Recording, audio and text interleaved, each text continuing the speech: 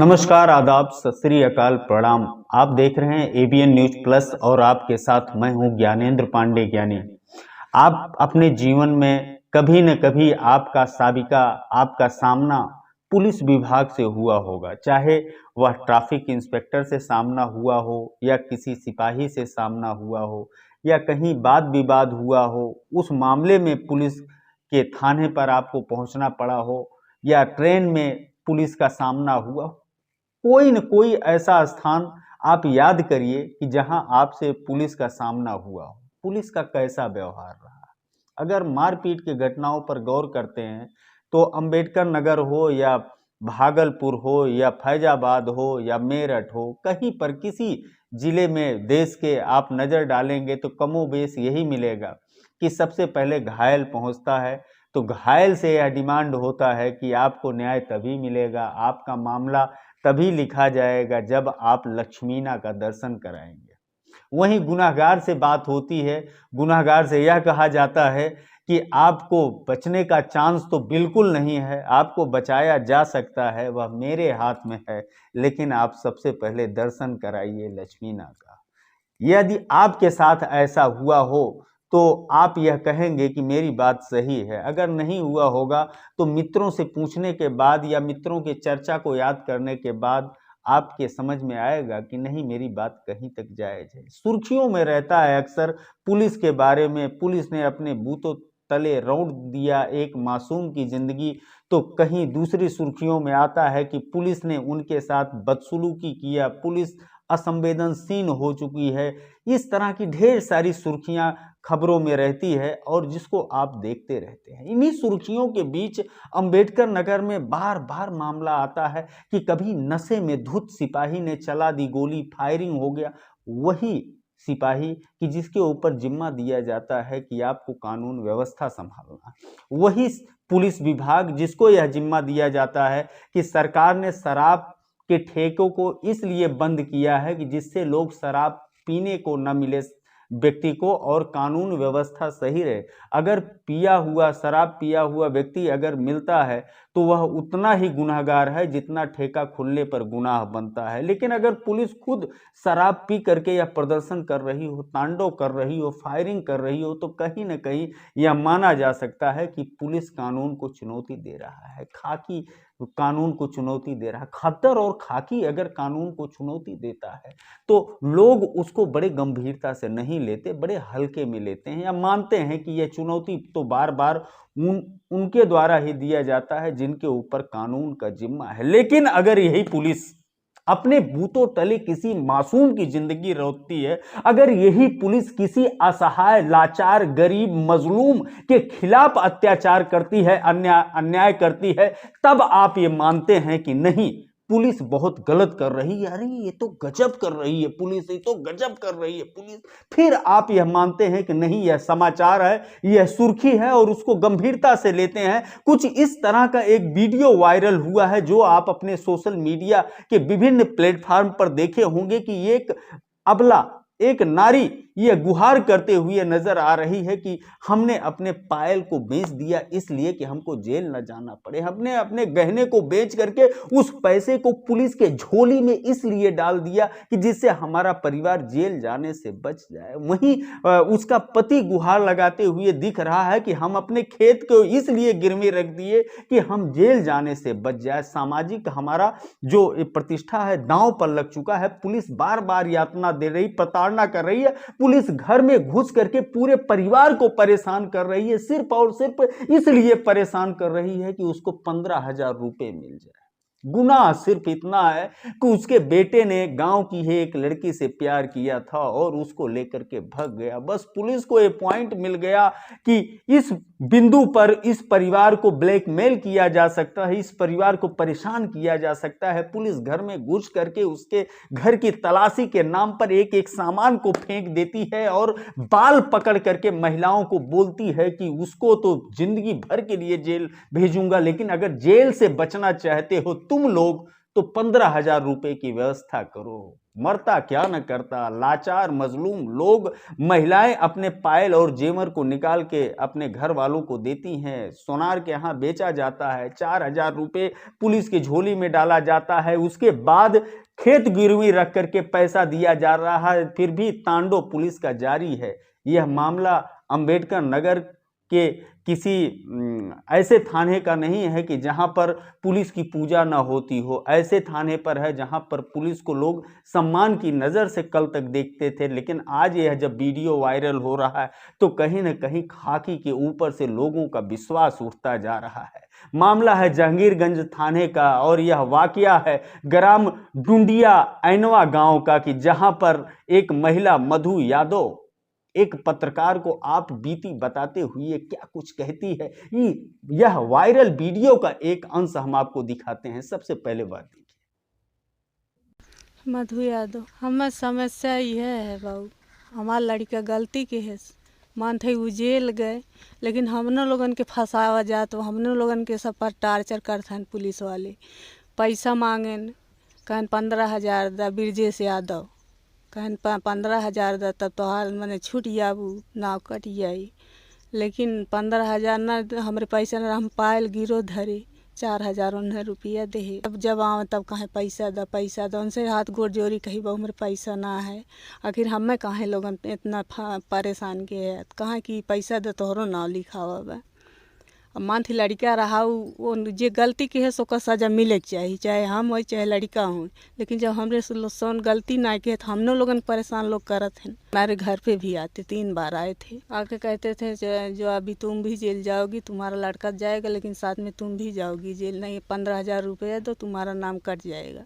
हम कहा थी और हम कुछ ना, हमारा लड़का जेल में हमें उतना कष्ट ना है, लेकिन जितना लोग हमें टार्चर के ना, जितना हमें सब जने कहें उतना सिपाही लोग पुलिस लोग हम इससे बहुत ज़्यादा दुखी है। लड़का गलती के जेल काटत बा, सज़ा मिलब जरूरी है। सुन लिया ना आपने। आपको आश्चर्य हुआ होगा? नहीं, आश्चर्य नहीं हुआ होगा, क्योंकि आप ये इस तरह के बिलाप को रोज सुनते हैं और थानों की तरफ भी आप नज़र करते होंगे।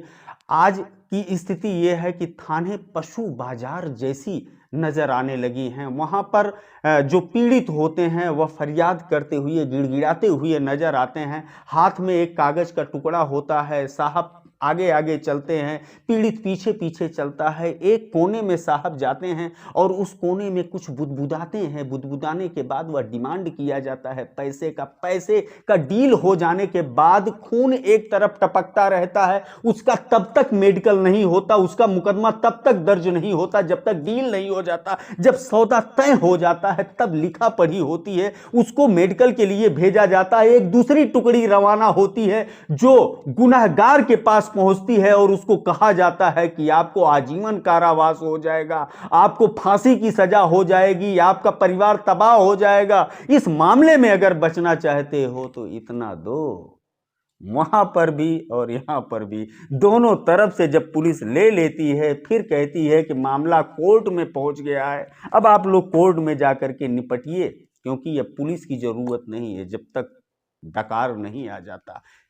बड़ा अजीब सा लग रहा है, बहुत बुरा लग रहा है, क्योंकि यह पुलिस उसी लिए बनाई गई है कि हत्या, लूट, डकैती, चोरी, बलवा, मारपीट, बलात्कार जैसी घटनाओं पर अंकुश लगाने के लिए पुलिस बनाई गई। बड़ा प्राउड फील होता है जब पुलिस कोई जांबाजी का काम करती है, किसी के टांग पर गोली मारती। ना ना भाई, टांग पर गोली मारना तो यह प्रायोजित है, क्योंकि पहले ही गुनहगार को पकड़ा जाता है, फिर टांग पर गोली मारी जाती है।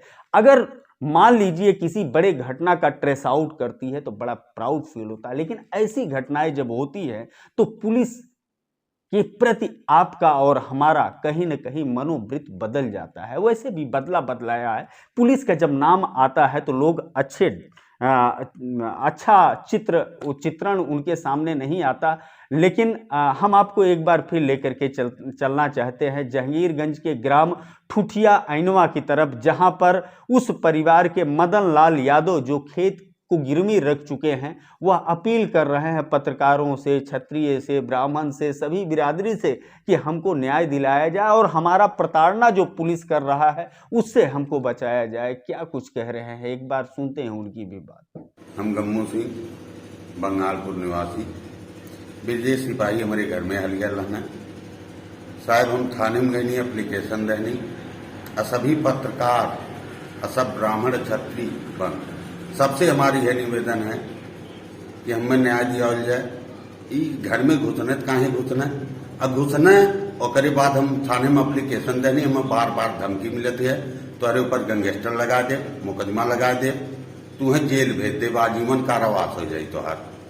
आप लोगों ने सुन लिया, यह है मदन लाल यादव जो आरोप लगा रहे हैं जहांगीरगंज थाना के सिपाही ब्रजेश यादव, जो हमेशा सुर्खियों में रहता है, उसके ऊपर बहुत गंभीर आरोप लगा रहे हैं। वैसे आप तो जानते होंगे कि जब किसी कोई पुलिस वाला अविवाहित होता है, उसके शादी की बात आती है, तो ससुराल पक्ष के लोग कहते हैं कि तनख्वाह चाहे जो हो, लेकिन ऊपरी कमाई बहुत ज़्यादा है, इसलिए फटाफट शादी तय कर देनी चाहिए। ऊपरी कमाई के कारण ही पुलिस की एक पहचान जानी जाती है। बुरा न लगे, यह बात सामाजिक तौर पर सही है और यह चर्चाओं में रहता है, हर आदमी कहता है, लेकिन आप ऊपरी कमाई करिए, ऊपरी कमाई गुनहगार से करिए, ऊपरी कमाई भ्रष्ट लोगों से करिए, ऊपरी कमाई तस्करों से करिए, ऊपरी कमाई कत्ल करने वाले से करिए, ऊपरी कमाई आप करिए जो स्मगलर हैं उनसे करिए, लेकिन ऊपरी कमाई करने के लिए निरीह मजलूम बेसहारा और लाचार लोगों से मत करिए। जैसा सुना जाता है कि कफन बेच करके जो पैसा इकट्ठा होता है वो अपने बच्चे के जन्मदिन में प्रयोग करते हैं कुछ लोग, ऐसी चर्चा है। इस तरह की चर्चाएं अगर सुनी जाती है पुलिस के बारे में तो कहीं न कहीं घिन सा आता है और बहुत बुरा लगता है। हम इस घटना के बारे में जो पूरी जानकारी इस समय इकट्ठा कर चुके हैं द अर्थ न्यूज़ इंडिया के एडिटर हिमांशु त्रिपाठी, हम उनसे जानना चाहेंगे कि क्या कुछ सच्चाई है। हिमांशु, अगर आप मेरी आवाज़ सुन पा रहे हो तो बताएं क्या कुछ मामला है। जी नमस्कार। मामला ये थाना जहांगीरगंज क्षेत्र का है जी। थाना जहांगीरगंज के एक गांव पड़ता है खुटिया एनवा। थाना जहांगीरगंज क्षेत्र से इस गांव की दूरी 3-3.5 किलोमीटर है। एक मामला प्रकाश में आया, एक महिला है मधु यादव जिनका नाम है, और उनसे आरक्षी ब्रजेश यादव द्वारा 4,000 रुपए ले लिए गए। महिला का आरोप ये है कि पायल बेचवा कर मेरे साथ इन लोगों ने कई बार ऐसी हरकतें की कि मेरा पायल बेचवाया, मुझसे 4,000 रुपए ले लिया।